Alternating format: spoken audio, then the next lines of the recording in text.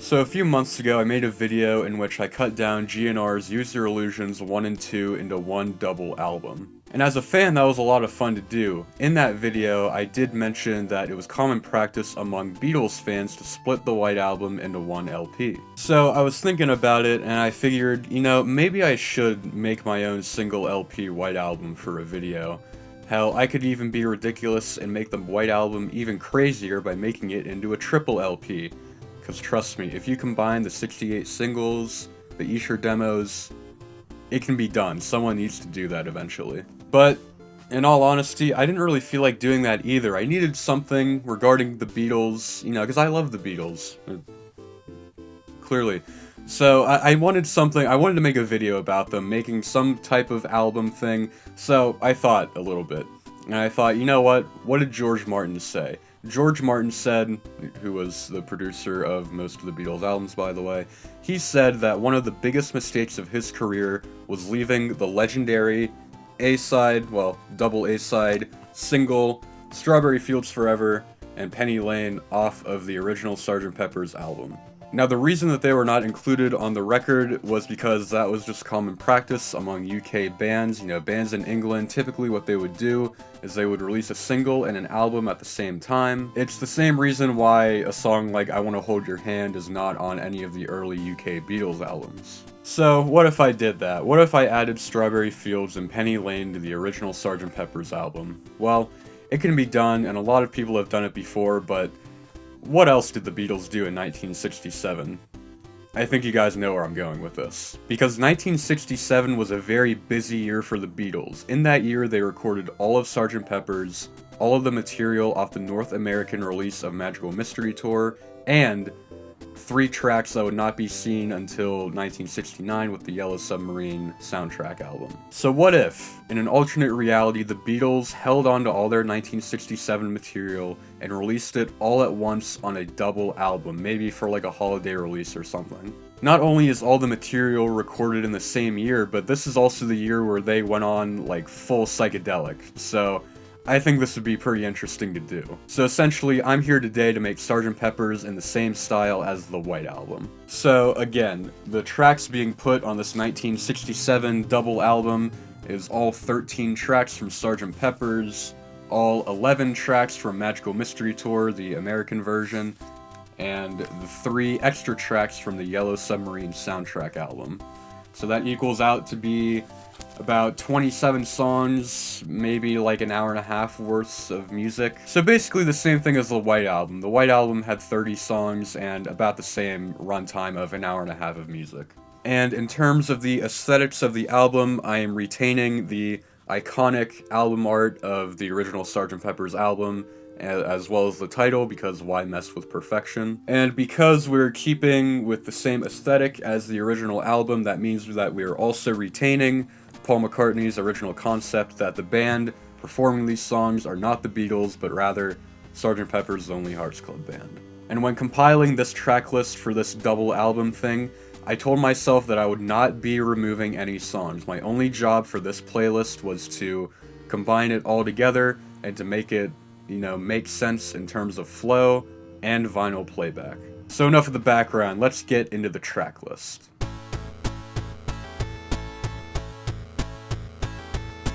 Kicking off the record, we have the 1-2 combo of the title track, Sgt. Pepper's, and With a Little Help from My Friends. Kinda like how they would do later on in the White Album with Back in the USSR and Dear Prudence.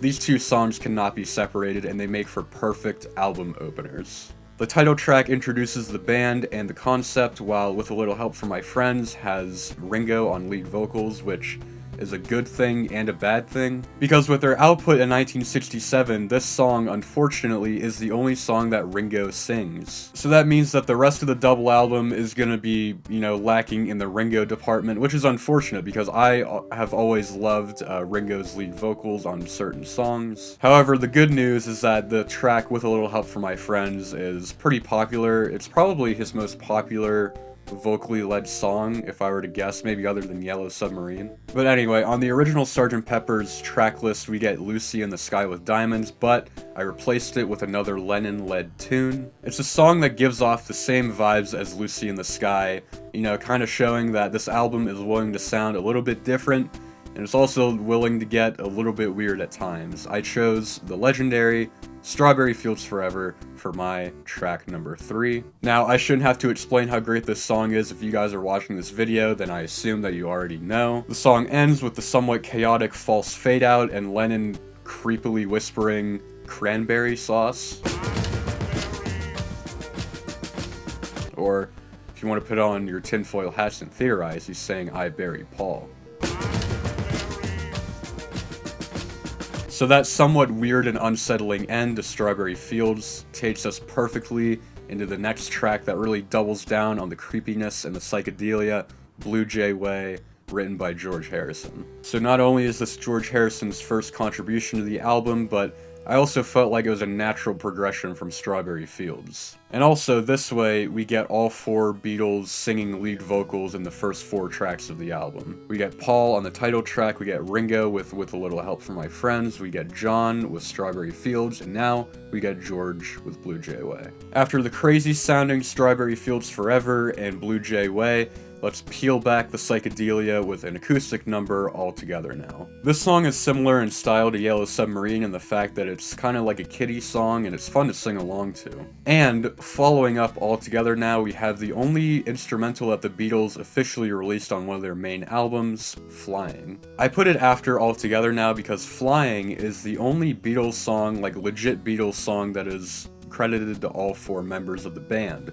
So, All Together Now, preceding a song that all 4 of the band members wrote. It's a genius move, I know. And then closing out side 1 of the double album, we get She's Leaving Home, the melancholy track, which, in my opinion, makes for a very appropriate side closer.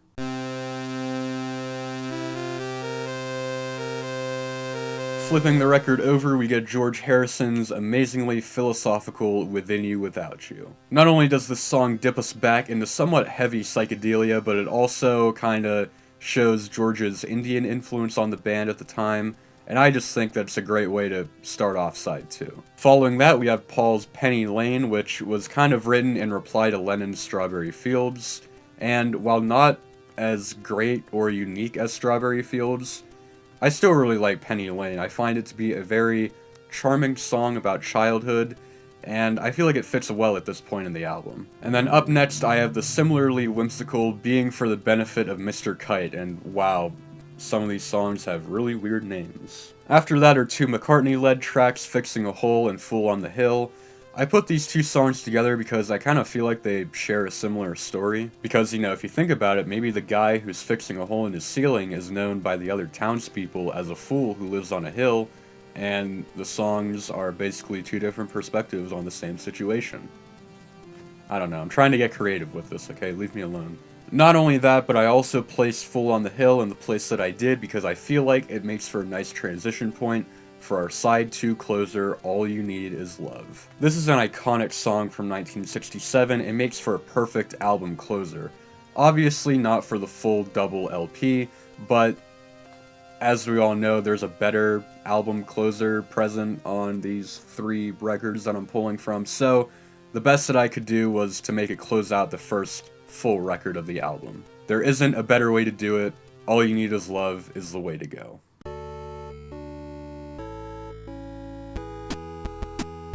And to start off the second record with side 3, I found myself with a similar situation to All You Need Is Love closing out record 1. For this record, I have it opening with Magical Mystery Tour. Now again, in my opinion, there's nowhere else to really put a song like this because it's kind of a perfect album opener. But the only problem is that the title track, Sgt. Pepper's, makes for a perfecter album opener, so in my opinion, it really only made sense to put Magical Mystery Tour at the beginning of record number 2, opening up side 3. And then to continue on for Magical Mystery Tour, I put Lucy in the Sky with Diamonds, again, another staple Beatles tune written by John Lennon with beautifully psychedelic lyrics. Then after Lucy in the Sky, I have our next selection from the Yellow Submarine soundtrack, George Harrison's Only a Northern Song. I feel like putting Lucy in the Sky and Only a Northern Song together really highlights the heavy production and like all the different sound effects and the soundscapes that they put into their 1967 output. Like, man, if you listen to these two songs, the production on them is insane. But then, these next three songs, I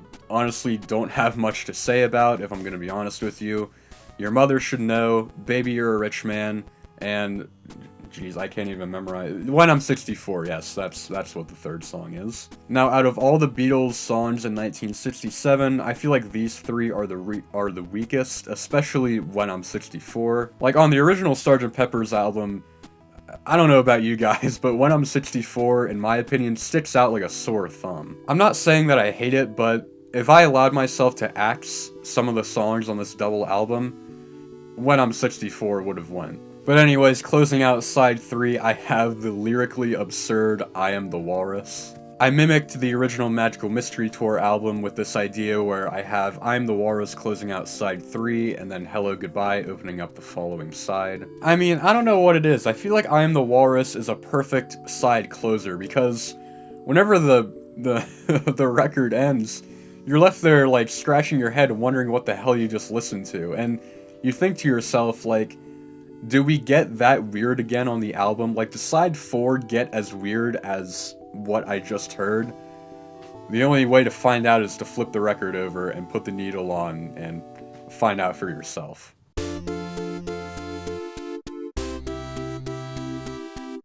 Now, I already spoiled the opening track to side 4, Hello Goodbye, which in my opinion makes sense because hello, meaning welcome to side 4, goodbye, meaning this is the last side of the record of the album, you know? Then I placed another track from Sgt. Pepper's, Getting Better, kind of keeping up that optimistic energy. But then, in contrast to that optimism, I have the screeching guitar of George Harrison's final contribution on this double album, It's All Too Much. Dude, I love this song. I think in our Beatle alternate universe where my double album exists, we can say that George Harrison wrote this song after finding out that Paul wanted to do a double album. Like, Paul, man, these songs are all too much, we ought to just make a single LP. That was a really bad George Harrison impression, but my only gripe with including a song like this is that it kind of slows down the overall flow of the album because this song is 6.5 minutes long. It's probably... No, it's not the longest song in the Beatles' discography. That goes to the gem Revolution 9, but it's one of the longest songs in their discography. So, while I love the song a lot in the context of the album, I feel like adding an early fade out and shaving off like 2 minutes, I feel like that'll work well for the double album. Again, I'm doing that for the flow. You know, I wouldn't want this song any other way, but in the context of the double album, we need to just shorten it a little bit. Okay, so if you've kept track, we have officially organized all of the tracks from Magical Mystery Tour along with the 3 extra tracks from the Yellow Submarine album. So now we're only left with organizing 4 tracks from the original Sgt. Pepper's album, which I kind of left intact. The last 4 songs on my double album are perfectly in line with the last 4 tracks on the original Sgt. Pepper's record. I decided not to meddle with them because I just love the way that all 4 of these tracks kind of stick together, you know? Lovely Rita is a silly little love song with a little bit of pizzazz to it. And I really like following up that track with Good Morning, which has just an unbelievable guitar solo in it. A lot of people say that that song is the worst the worst song off of Sgt. Pepper's, but I honestly disagree, because that guitar solo alone puts it up above When I'm 64. Dude, I'm sorry, I really just don't care for When I'm 64. And then the crazy outro of Good Morning segues us in perfectly to the reprise of Sgt. Pepper's Lonely Hearts Club Band. Now, I don't know about you guys, but with a song like this, it kind of reminds me of the crazy journey that we just took throughout this album. Because you gotta think, by the time that you hear the reprise, you just spent nearly an hour and a half listening to really weird sounding songs about strawberry fields, people leaving home, love, philosophical outlooks, people flying across the sky with diamonds and walruses. Good God, what drugs were the Beatles on back in the day? Have you taken LSD? About 4 times. Oh. Yeah, that made sense. Now, don't get me wrong, hearing the reprise on the original album is perfect, you know, I wouldn't want it any other way, but on a double album, it hits a little bit different, you know, after like 25 crazy sounding tracks, like, listening to the reprise reminds you of what album you're listening to. Now, of course, you and I both know that the reprise does not end the record. Instead, we get the beautiful, perfect example of a Lennon-McCartney composition, A Day in the Life, closing out the whole double album. Many people praise this as one of the greatest album closers of all time, and honestly, I can't disagree with them or try to make fun of them in any way because, man, A Day in the Life really does, you know, with that final piano chord, just cements the whole album in place. So, in an alternate reality, if the Beatles compiled all of their 1967 material into one double album, that's how I would have ordered the tracks. Now, this was actually a really hard thing to do, because I knew with the George Harrison tracks, there's 4 of them across all 3 of these albums, so I told myself that I would put one of his songs on each side of the record, so that part wasn't really hard to do, but in case you guys haven't realized, there are a ton of McCartney-led tracks on all of these albums. So if we take away George's 4 songs, and if we take away Flying, since that song is credited to all 4 Beatles, and A Day in the Life, since that song is really just a Lennon song and a McCartney song combined, that leaves us with 7 Lennon tracks going up against 13 McCartney tracks. So that was really the hardest part of organizing these songs together. I tried my best not to kind of put too many McCartney songs in a row. I really tried spreading them out as best as I could, as if this was an actual Beatles album. I managed to do it. I managed to throw my playlist together, so if you guys are interested in hearing my own double album, I put the Spotify link in the description down below. It's available, it's public, it's free. Listen to it all that you want, and if you guys want to give yourselves headaches and try to organize all of these, you know, all 27 of these songs together, go ahead and do it, and let me know what you guys come up with. Now, I'm sure people have attempted to do this before, because dealing with a band as big as the Beatles, everyone's done everything regarding them, so, I mean, this can't be a new thing, but to my knowledge anyway, I am the first one to organize all of these songs into one body of work. After all of this work, after listening to the playlist multiple times, I just have to say that Revolver is still my favorite Beatles album, and if we're gonna be honest with each other, Sgt. Pepper's, it's a little bit overrated. I said what I said.